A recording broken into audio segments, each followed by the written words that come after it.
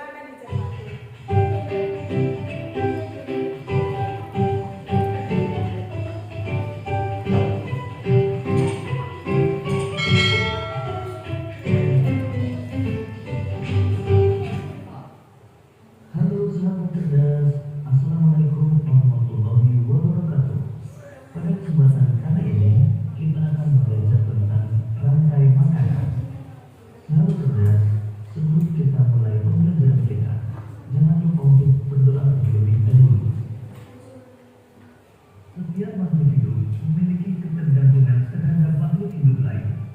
Manusia memerlukan tumbuhan dan hewan. Tumbuhan dan hewan juga memerlukan manusia. Makhluk hidup juga memerlukan tanah, udara, dan matahari untuk mendukung kehidupannya. Sahabat cerdas, pada pembelajaran pertama ini kita akan mempelajari hubungan makhluk hidup dalam bentuk rantai makanan. Gambar di sini. Oke, tadi yang sebagai produsen itu apa?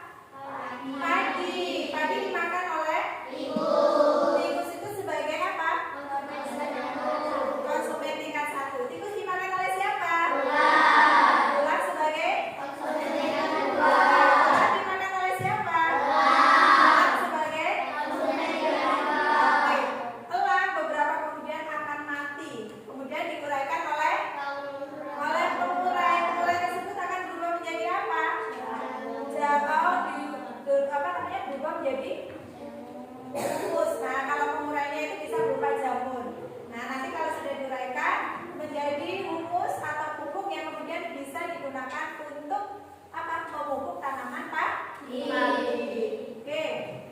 Kemudian produsen tadi adalah hewan. Apa namanya? Produsen apa tadi? Yang berfungsi sebagai produsen tadi adalah padi. Oke, Guru tulis di sini lah ya. Padi dimakan oleh tikus, dimakan oleh ular, dimakan oleh elang, kemudian akan diuraikan oleh pemurai atau dekomposer berupa jamur.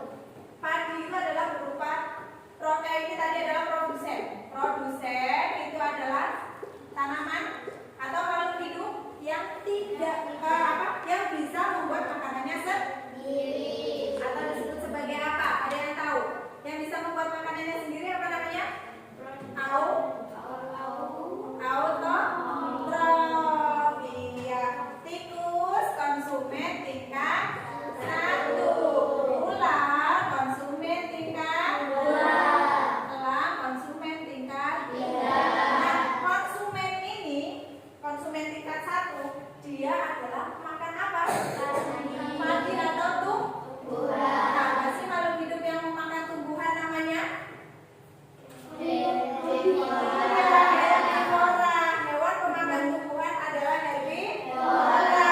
Contohnya apa saja di sini? Kuda, domba, gajah sebagai makan tumbuhan, sapi, kelinci, dan lain sebagainya. Ini adalah gambar hewan-hewan pemakan tumbuhan atau yang disebut sebagai herbivora.